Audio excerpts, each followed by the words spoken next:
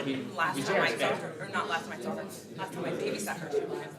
Okay, I remember holding it. So I'd like to call the law committee meeting to order, folks. Good evening, welcome. Happy Wednesday evening, it must be law committee. Would you like to take attendance? Sure, Madam Chairwoman, Ms. Platsky, Present. Cunningham is excused, Mr. Bergdorf, Here? Feeney, Here. Mr. Kuhn is on his way, Mayo, Here. Peter, Here. Ricard, Present. and Wayland. Here. You have 7 present, Madam Great. Chairwoman. Thank you all for being here. Have you had a chance to review the minutes from last meeting? Madam Chair, I have, and I'd like to make a motion to move it. All right, is there a second? Thank you, Mr. Feeney. All in favor? Aye. Great. I'm going to jump right ahead into the fun. Judge Herrick, would you like to, are you here? There you are. Please join us. Welcome, welcome. We're going to jump right up to item 11.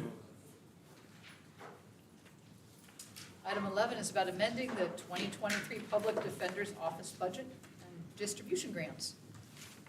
Good Take it evening, away, Judge Herrick. everyone. Good evening. Number 11 is a accounting error. We had requested the $195,527 transfer of grants 9 and 10. These are ILS grants for purchase of office equipment, and determined that 48,000 of that 195 was already in the 23 budget. It had been encumbered in the 22 budget. So we reduced the amount that we're requesting to $147,061. And again, these are state funds. There's no county money involved. Very good. Are there any questions for Judge Herrick? Is there a motion? Motion, Madam Chair. Thank you, Mr. Peter. Mr. Bergdorf? Second. Second? Thank you. All in favor? Aye. Great, thank you. Item 12, authorizing an agreement with Albany High School regarding a work-based learning program for students. As part of the equity agenda, we have been discussing with the Albany High School an internship program. And we need, because it's multi-jurisdictional, it's Albany City School District and Albany County, we need a memorandum of agreement to be approved by the legislature in order to sign that. And this is part of the academic program at Albany High School. We would start with, I think, one intern this fall and get the wrinkles out of the program, but they would be supervised closely by admitted attorneys in a manner that would not interfere with their academic program, and I think would look great on anyone's resume as they apply for higher education or employment. So we just need the legislative approval for us two, or whoever is designated by the legislature, whether that be the county executive or me as the department head, to sign the memorandum of agreement. How many students do you hope to have in the program ultimately? Well, we're starting with one, Yeah. make sure that the program works well, but it involves going to the night court, so we're looking for people that can get transportation. We don't want to interfere with the academic program that they're involved with at Albany High, but we hope to grow that into several interns annually. And we also, we have the legislative summer program that we're working with. I think we're taking 2 people this summer.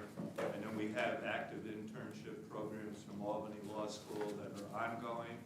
And the summer, mostly federally funded program for 10 interns that are from all over the nation. So. That sounds great. Very cool. Any questions for Judge Herrick? Yes, Mr. Bergdorf. Just have a quick question. Judge, you had said this was in furtherance of the equity agenda? Well, we're outreach, yes, we're going. You ought to take a look at condition number 11 in the Yeah, there's some issues with the agreement that I just had, this is their agreement. Well, this is what you're showing us. I And it seems to be at odds with what you had All right. suggested. What does that say? It says, "The employer and school agree that the student will be accepted and assigned jobs and otherwise treated without regard to age, color, religion, creed, disability, marital status, national origin, race, gender, or sexual orientation." So the program should be open to everybody, according to what the school's agreement says, that they have asked us to sign. Well, it is open to everybody. The equity agenda is basically getting from my view of it, Mr. Bergdorf, is to get the public defender's office in our case, out of the office and out into the community. And to engage the community in all aspects of the community and all of the population of Albany County, whatever it is and wherever it is. So this is an open program, and we hope to, it's coming out of the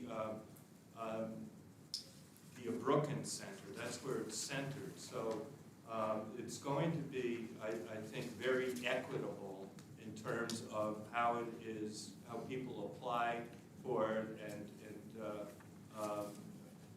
and are presented to us by the school district to be eligible for the program. Well, you can Okay. understand my I do understand, confusion yes. after reading that. Okay. So And I would note, Mr. Bergdorf, that contracts are traditionally negotiated after they're approved by the legislature in many cases, so, and that appears to be one of the cases here.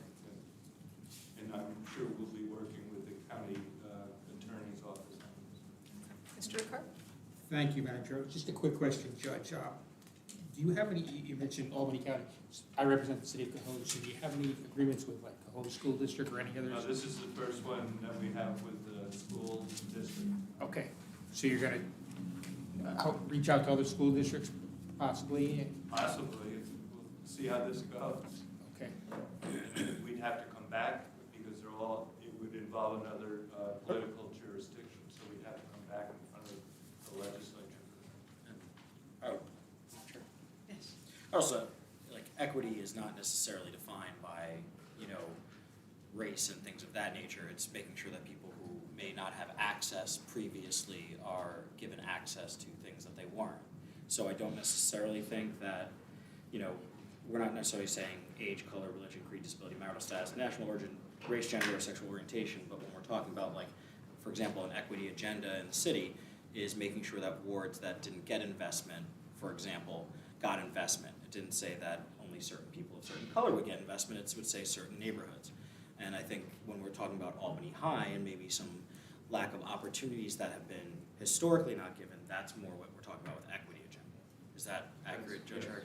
Well, I guess I could make the counter argument that there are communities within North and South Colony that would be, and Cohoes, that would be equally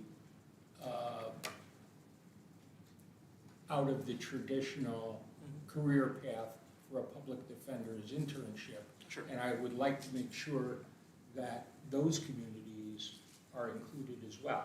And I think that when this is the first of it, and I think if we're talking about equity, it's gonna be potentially disadvantaged and potentially people who hadn't gotten that advantage but I would say Albany High is a good place to start when we're talking about establishing the equity agenda, rather than, If it is effective and it works, then we'll be coming back, trying to expand it to other school districts and other entities,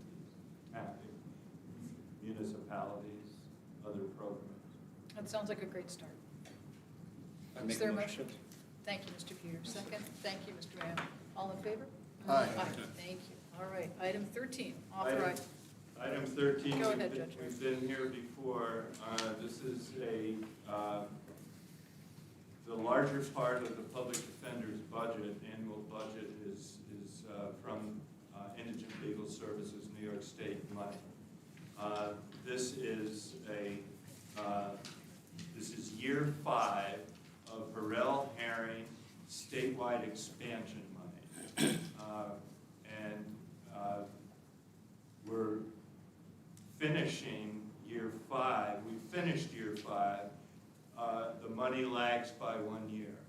So we're actually we will be starting this summer negotiating year 6, and those monies have already been set aside, the same amount that was made available to Albany County for this year in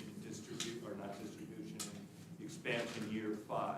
So this is the final year of the first Harrell Herring statewide expansion contract. And these are the changes in the budget that are listed.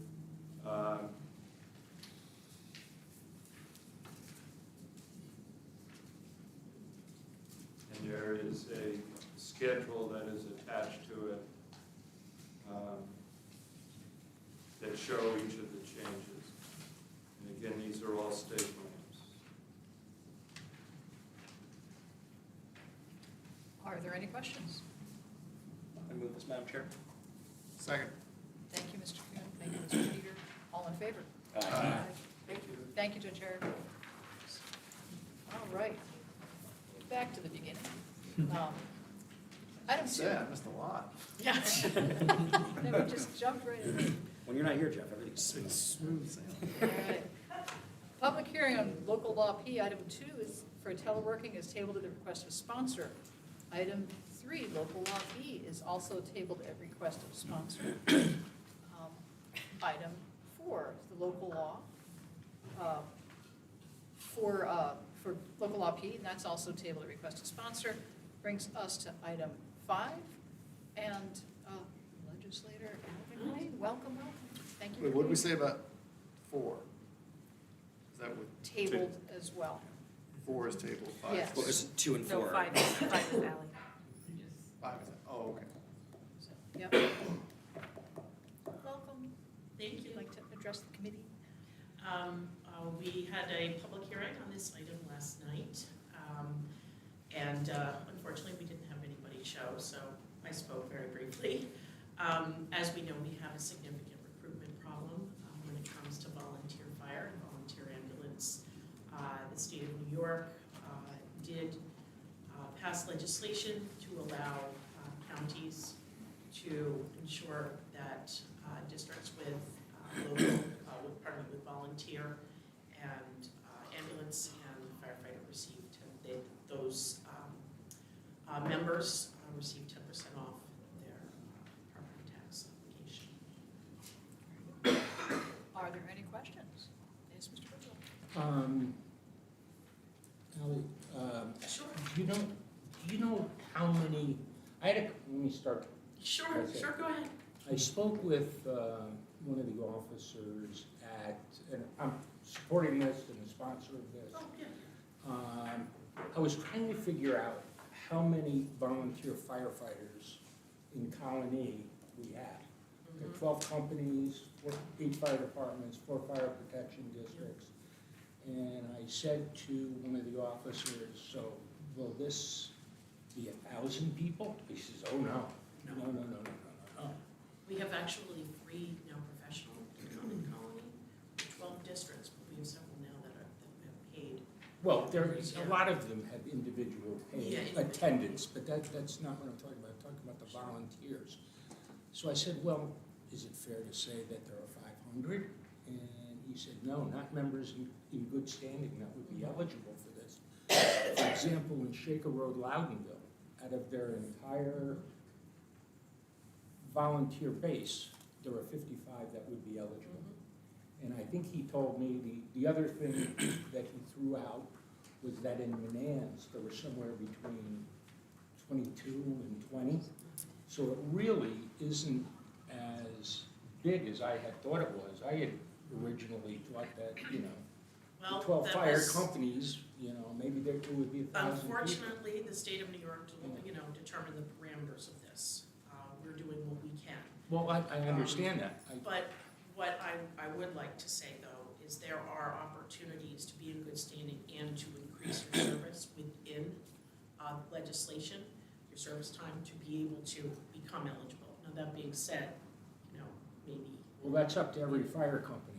One of the concerns I did hear from members were that they don't want to create something where somebody joins, does very little, and ultimately gets the same benefit Well, they have a that certain someone. amount of hours that they have to participate. That's right. in But this- in I this guess the point I'm legislation. making is, there may be a bigger universe, but this is only going to apply to those that are eligible active members. And I was personally surprised by how few that were, of those members there were, even in the large Well, there are fire social department. members, there are, there are different tiers of Yeah. membership Well, in these I- volunteer fire companies. We don't unfortunately have a lot of say in how this works, because it was passed by New York State, and they determined the parameters of the program. That being said, there is legislation out there right now that does allow for up to $25,000 deduction on school district taxes, and I can certainly give you that bill number. I don't know how well received that would be by school districts, but it certainly incentivizes somebody to be a member in good standing. There is also other legislation out there. One of the very unfair things about being volunteer fire ambulance is that if they get hurt in the line of duty, as we know, their full-time job is not going to cover their disability necessarily. And the disability amounts they are limited, to say the least. So there is also legislation out there to increase those amounts through, I think it's the Workers' Compensation Program, to increase those out of fairness to these people who are saving their municipalities so much money. So there's other proposed legislation out there that certainly you can look into and see if you can support to help support the membership of these fire districts. Any other questions?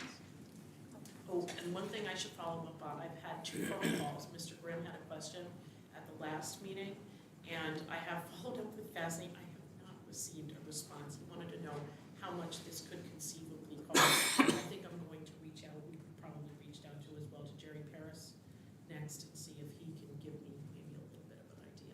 Well, that goes back to who from each fire department and how much their real property is worth. Yeah. I would just love to know, start with Jerry Paris or the assistant, who's Bob Stevens Yep, from the yep. Shaker Road, Loudonville, just how many people are We involved talked for about. first. Okay, all right. I'd be happy to do Mr. Ricard had a question. Thank you, Madam Chair. Ally, just a quick question, because I'm reading through this again.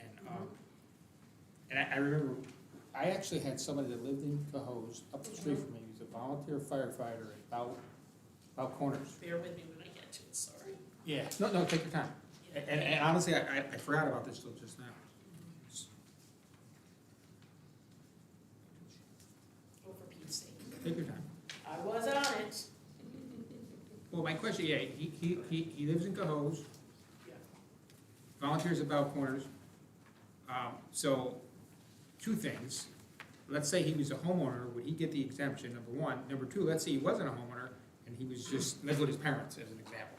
Yeah, So, I assume he wouldn't get it, because it says, does say primary residence. that primary residence, yes. Yes. So, but what if he lives in Cohoes and he volunteers at Bow Corners, in this case? You know what, I knew the answer to that, I don't know right off the top of my head. You have to reside in the city, town, or village that the Yeah. incorporated company serves. Then there's no way to get around it, because it was like about a mile and a half from Bow Corners to where Yeah. he lives. Yeah, you, unfortunately, that's the parameters the state The state provided. goes back to the This is state. an opt-in. We did not write Okay, or come up with the guidelines in any way of this legislation. okay, all right. I mean, I'm supporting it, but it was just a Oh, no, question I I. completely, listen, there are a lot of people, for example, we have somebody in the Manans Fire Department Yeah. who lives in the city of Waterville. Yeah. And, I have a challenge with that because people sort of join the departments and the districts where they've made friends, they have community. And this is, they are brothers and sisters and they spend an awful lot of time together, they socialize together. and maybe they don't live, they could be right across the line, so I understand that concern. Thank you. Is there a motion? So moved. Thank you. Mr. Bergdorf had his hand up first. Is there a second? Second. Thank you, Mr. Ricard. Thank you very much. All in favor? Aye. Great. Any opposed? Great. Thank you all. Item number 6, public hearing on proposed local law C. Legislator McLaughlin, are you here? There you are, right there. Sorry. I have these different glasses. I go like contacts and reading glasses, and I'm sorry. I know how that can be. Forgive me. As you all know, this is a piece of legislation that's gonna enable us to keep more money in our seniors' pockets. It raises the income limit from $37,500, I believe, up to $50,000, where you be eligible for 50% percentage of savings on your taxation.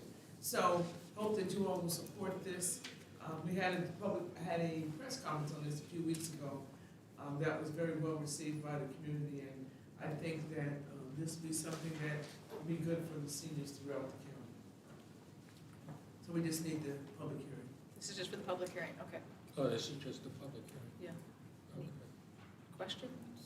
Mr. Berkeley? I'd like to be a co-sponsor of both this resolution and the other one, because I will tell you, in my going door to door, I have found so many single elderly seniors in my town that are living off of a Social Security check and a very small amount of savings. And I think this could be helpful, to an awful lot of people throughout the county. You hate to think when people work all their life and then they're taxed out of their house. Yeah. You know. And people live long if they stay in their own home. And I think there's a lot of benefits to it that go beyond just financial. I think we have an add me too, and Dave Mayo wants to be added. Oh, I'd like to be added. Lots of hands went up. All Yeah, I right. wanted to be added. If I could, Madam Chair. Sure. And I would just, I think, add from what Mr. Bergdorf said and Ms. McLaughlin, is that I think a lot of things haven't kept up with inflation, right? And we'd be a lot better off, whether it's wages, and tax benefits, that, if costs are going up 2% each year, give or take, and we've been stagnant for 20 years on things, there's a lot of people who, get caught up in that, especially those, who are, as Mr. Bergdorf pointed out, living on Social Security in a house that they paid their whole life for. So I think it's overdue, and I thank you for bringing it up, and I would also like to be added to both. Thank you. And I can also make. Are we all going on it? Is anyone who's not Yes. going on? Okay, great. Is there a motion? Thanks, Mr. Feeney. Second, Mr. Peter, all in favor? Thank you, Karen. Thank you.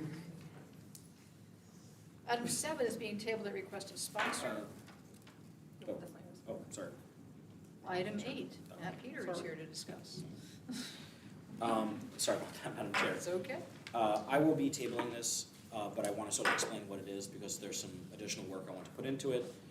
Generally speaking, right now, sometime at a polling station, somewhere at the polling station, is a voter rights disclosure policy. Where that is sort of up to the poll inspectors and things of that nature, and it doesn't always answer every specific question, right? Or especially the top questions that people are often confused about. It's been sort of the same thing. There's also no link to a website, no QR code, no anything else. What this is proposing is sort of 3 things, and I'll explain why I'm tabling it in just a second. The first is making sure that it's on every entrance and exit at every poll spot. That's one, so that's a requirement. Rather than, because right now it's sort of broad-based, it says put it conspicuously. Now what that means to certain people, always different. Second, there is no website listed on it, it's just a phone number. Any questions, call the BOE. Well, on election day, BOE is very, very busy. And if it's not publicly there, you're calling and you're calling and you're calling, you're getting more and more frustrated. So we're asking that there be a QR code that links to both the BOE website and to top, FAQs, as well as links to being able to look up where you're voting. Because a lot of people, and I've seen it in my district, and a lot of districts that I've previously been in, will wait online, ask where they are, the person will say, I don't know, and then they will leave the line and go try to find out, and if they don't know, don't have a link, they sometimes leave or they get frustrated. The third, and this is why I'm tabling it, is we want to include an additional FAQ. For example, one would be, when do I have to show my ID? I've seen that get into an argument between two grown adults end up shouting at each other over when an ID has to be shown. In most cases, the inspector is just asking the ID so they can scan and get to it, but in most cases, you're not required to have ID. So putting things like that decreases conflict and helps that. What I'm asking is members, as well as, and we've been working with the BOE, but we're giving them, the Board of Elections, again, 2 weeks, to basically say, top questions that you get at the polling site that we need a greater clarity to have on the bottom and that we can include in an FAQ. So I'm also looking for members' ideas, like things that your voters have experienced that might need some greater clarifications. And even if it's not on the actual list of FAQs, it can be on an extended link. Go download this QR or scan this QR code, links you to a larger FAQ. Now, why we have to do this, just to clarify, is that we do not have the right to just add something to a polling spot. We have to give a suggestion to the Board of Election. The Board of Election has to submit it to the state has to approve it, and then we can post it. So the reason why I just want to give a little more time was to make sure, so the process is very, very annoying in the sense that you have to go back like 3 different steps. So I want to make sure we're including as much information as members and the Board of Elections locally sees fit before we go through the process. The idea is to have this ready for the November election as a first try. There's a small monetary contribution in here that changes it to allow for printing, for potentially laminating, and potentially a one-time payment for a drop page. Again, that can be regularly updated as the laws and things change. So I'm gonna table this for now. I'm happy to answer questions, but I would ask that if you have recommendations, things that voters in your district have had questions on, things you've seen at poll sites, please let us know, and over the next 2 weeks, we're gonna gather those, try to get a simplistic answer on those that's easy to understand, and then submit that and give it to the county BOE after their input, any follow-up with that, and then if it passes, it gets sent to the state. Okay, Just It's an tabled. observation, I've had some conversations with our BOE representative, and obviously, nothing goes to the state until the 2 commissioners agree upon what goes to the state. So, the Board of Elections runs our elections, and we can make suggestions, but there's no guarantee. This is unlike any other county agency that we direct to do something. There is no guarantee that they will feel as though it doesn't impact to some degree their ability to run an election. So, so I know when I talked to Rachel, she was open to having those discussions, but very concerned that going outside of the parameters of what is allowed by the BOE. And the BOE specifically says that, basically like, one of the things that the BOE absolutely allows, although they want to approve it, right, from on the state perspective, is a simplification or explanation of the law, right, like, or of something like, for example, there's a very thing on affidavit ballot, but let's say there's a sub-question on affidavit ballot that comes up over and over again. As long as that's consistent with the rest of the law, you're allowed to do it as long as they pre-approve it. So I understand everything you're saying, but so we're not trying to get like wacky on this. We're trying to take a large amount of information and get it out. I would hope that both commissioners would see that if we can take some of the uncertainty out and some of the conflict out between potentially people who don't know all the information or people who might be slightly confused because of it not being in simple to understand format, that it would help not only voters vote, but it would give less pressure on BOE and our poll inspectors. And so I think that, at a minimum, I think we can put our stamp on it and say this is what we've seen, and we hope that they take it under consideration, which is the minimum, both the minimum and maximum we can do. But I think that as long as we're open to their suggestions and they're open to ours, I think it will end up being a good product that helps everyone. So are. I mean, this is a table matter. Yes. so can we, Okay. just we take Well, up, I just want to. we have one item left. Just want to ask one more, well, I can always ask one more question. are we gonna wait until there is some sort of consensus between the two Board of Elections commissioners? So we, as a legislature, can determine if that's No, what we wanna so direct them to do, or? I'm gonna say I'm not gonna wait for consensus, I'm gonna hope for consensus. Okay. And I'm gonna ask for it, and I'm gonna do an honest go back and forth. But if one commissioner says, I don't think we need to explain voter ID, and another commissioner says we should explain when someone needs a voter ID, I'm not gonna wait for that, because I think it's our standpoint that, or at least I would think a majority would say, we want less confusion. And I'm not saying that's gonna happen. I'm saying that if it comes to it, I'm gonna move this forward, but I want it to be in a good faith effort. Okay, great. Thanks. Thank you. Item 9, establishing the Albany County Safe Camp Program. Legislator Goro is here on this. Yes, thank you. I'm sorry, one second. There's nothing on this in the agenda? Yeah, I didn't see anything here. I'd seen It's it just the before. resolution itself. It's the But there's resolution. nothing on the agenda. Yeah, the resolution is not included, I think. Okay, so that must be a Granicus error. It's the literal resolution that was included in the agenda last month. So I remember nothing's reading it changed on it. before. Yeah. Yeah. Okay. Proceed. Hello, Can we everybody. proceed? You have it? Okay. Are you Is it in saying you have it, Granicus? Dennis, or you don't? Yeah, I got it in Manicus. So it's just not in our printed. I have the resolution, Yeah, the resolution. that's it. Yeah, in the There's no resolution, backup. there is no backup. Right, It's just a resolution. just the 'cause resolution. It's creating a Right, program. I Mhm. think Okay. So, hello, everybody. This resolution would pretty much establish the Albany Safe Camp Program in the county of Albany. And as you all are aware, over the last 2 years in the Pioneers neighborhood and across the city and county of Albany, we have had multiple instances of or incidents of gun violence in Albany County. And so this resolution would establish the Albany Safe Camp Program so that whenever there is a crime within a vicinity of anyone in Albany County that has a private camera,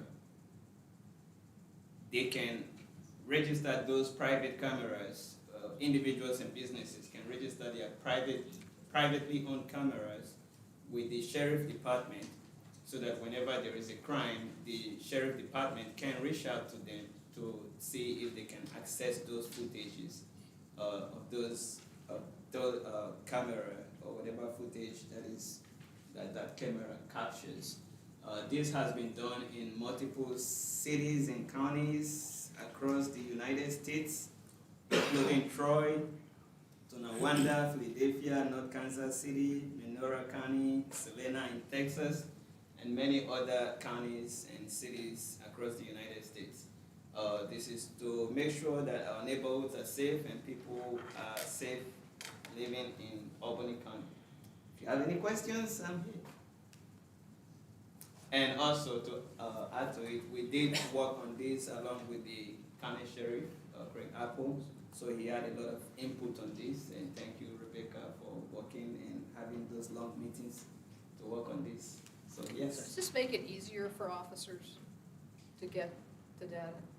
yes, it's just basically like a database of people who own who own exterior cameras, and so if they have those database, and there are people that have cameras that are really hidden, and so you wouldn't be able to tell if there's a camera. And usually what the police or the sheriff department would do is, if there is a crime, they would walk around the neighborhood to try to find those cameras. But now you have a list of people who actually own the cameras, and they can then go to those people and say, can we access the video? And you still, as an individual, you still have the right to deny them to do so unless you are subpoenaed.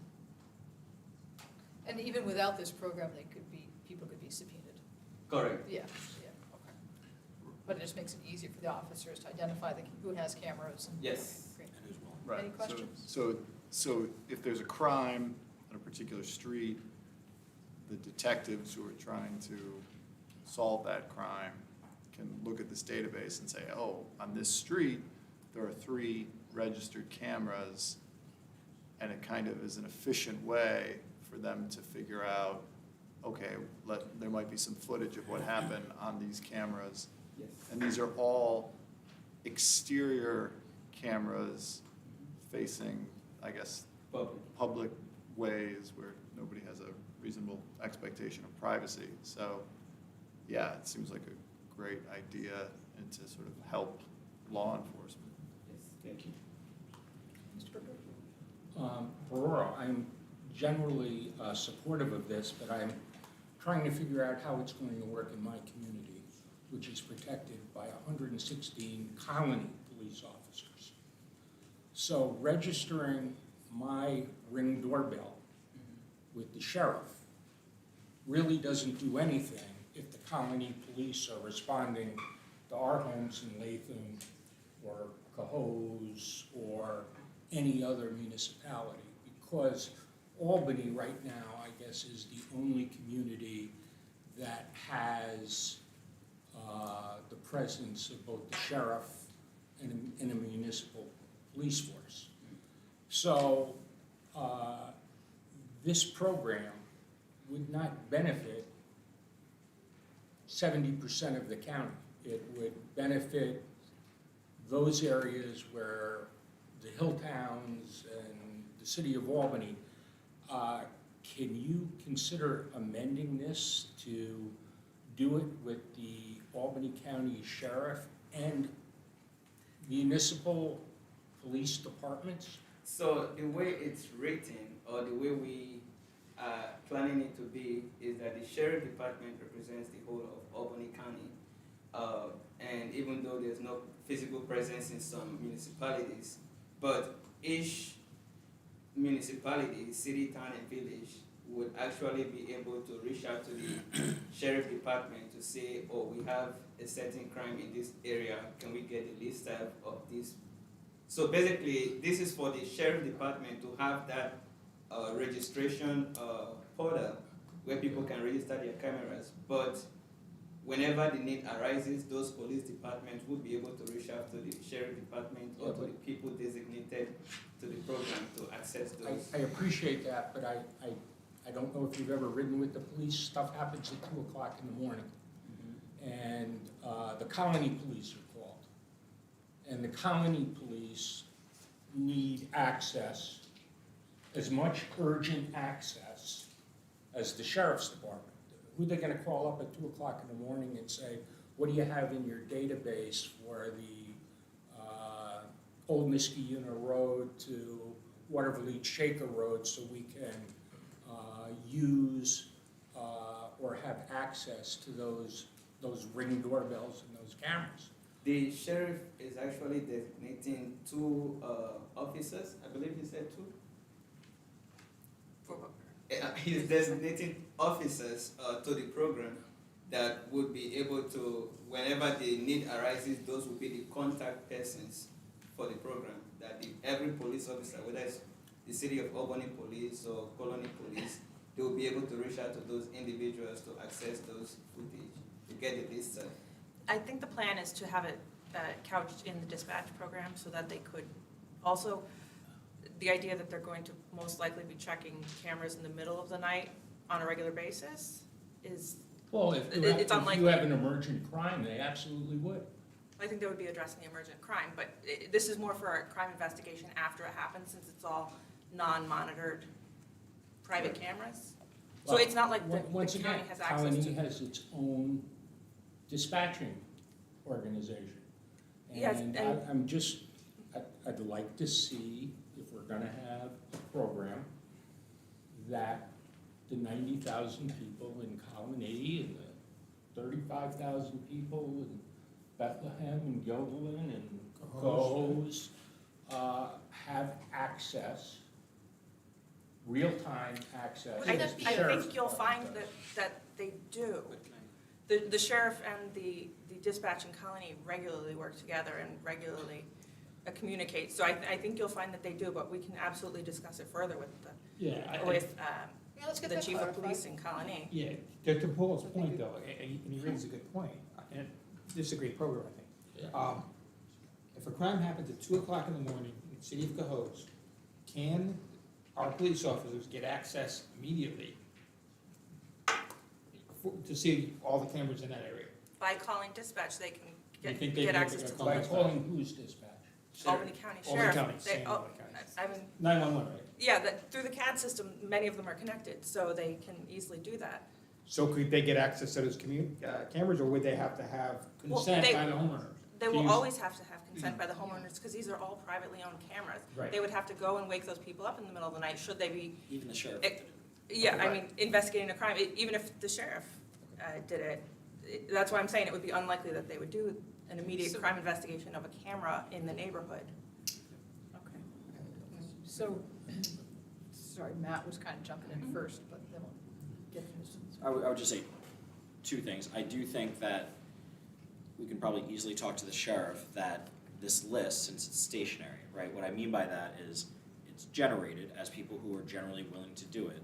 And I think can probably have a thing where that list is sent once a week or updated or whenever it's updated to the corresponding police departments. However, I will also say, and Paul, I think you sometimes say about the colony and this and that, whatever, we can't dictate town programs, right? Now, there can be an opt-in. If Colony wants to do this, Colony and the supervisor can pass a law that says Colony homeowners can give their camera stuff to Colony. It tends to be why it's through the sheriff. Now, I believe that there's communications, but this is sort of a thing where we can't pass a bill that says the sheriff Yeah, no the jurisdiction. colony has to do it. There's no jurisdiction in the sense that we No. can't force that, and unless we're now saying that we should we should be able to impose our will in those towns, which I don't think we're saying here. No, I just want to make sure that Mike Woods, our chief, has had an opportunity to discuss this with the sheriff about how it would actually work on the ground. So that if there were a crime committed in Colony, what access would the Colony PD have to real-time data? Because if I'm gonna list my Ring doorbell in this program, I don't want a sheriff's deputy coming to my door 4 days later when the Colony police could have come that night or may have been in the neighborhood. Okay, Ms. Whalen, I don't think this stops the Colony Police from conducting an immediate investigation at that moment. Like, I recently was a victim of a crime, and I went and knocked on every door around my house to ask my neighbors if we could pull the footage off their video cameras. Like, it's not illegal for me to do, and it's common sense. If you're a cop and it's 2 a.m. and there's a crime and you see video cameras, you're not mandated to stop and call the sheriff who's gonna give you a No. list 4 days You can later. still do You go right to knock on the doors, bang them down, wake the guy up, ask him for his video camera. That's what I would do, so it's nice, yes, to have everyone sign off and be on board and say, yes, it's a wonderful idea, but it should be made clear that this is not going to be a mandate on any police departments to have to go through the sheriff, which is maybe what you're thinking. Well, I mean, the police, it should not be confusing in any way, shape, or form. The police should still be able to go and do what they need to do. As long as, But these it- aren't illegal searches and seizures if the people it sounds like, are, sorry. are willing. I remember in Colony, when I was on the board, there was someone set his house on fire and killed his family, and they pulled the tapes of the neighbor across the street, and they saw the whole thing go down, and it was really sad and scary. But these cameras aren't just pointed on public ways, which is also very interesting. They're also, someone said they're pointed at public streets. They're also pointed at houses across the streets. So Big Brother is watching you, let me tell you. Well, I And, think- Go well, ahead. it's all in the name of public safety. That's great. So I think the only clarification, I think this can move out tonight, personally speaking. I think the only clarification we need is how this is actually gonna work between local police departments and the sheriffs. Yeah. And that would There's put not everyone's to do minds that. at rest. What we had contemplated by speaking with the sheriff on multiple occasions was working through the dispatch program, which is countywide, so. Can we just put a line in here that says the sheriff shall coordinate such information with local municipal police departments? Yeah, we can do that. Is- As requested. And I also think, my. As requested. As requested? Yeah, just Sure. directly. Yeah. Yeah. And I think Mark Peter's point was very good too, that an updated list of that a listserv can be sent to the municipal police departments on probably designated basis, so we can do that too. Can we do that and vote on this, or do we have to pause and add that? I would be very comfortable if Rebecca and Arnis were to work out one line that could be added to this to Works for me. kind of, That's what we Subject to need the do. sponsor's approval, yeah. kind of Yeah. say that the sheriff shall coordinate with municipalities which wish to be involved in this program. Is And there that a would- motion to Motion. move this forward Second. under Second. that Can I understanding? be Thank added? you, Mr. Peter, thank you, Mr. Feeney, you can add me too. I'd be added to that. Can have it. All in Can add favor? me. All in favor? Aye. Any opposed? No. Great, thank you, motion to adjourn. Motion. All in favor? I got it. All right.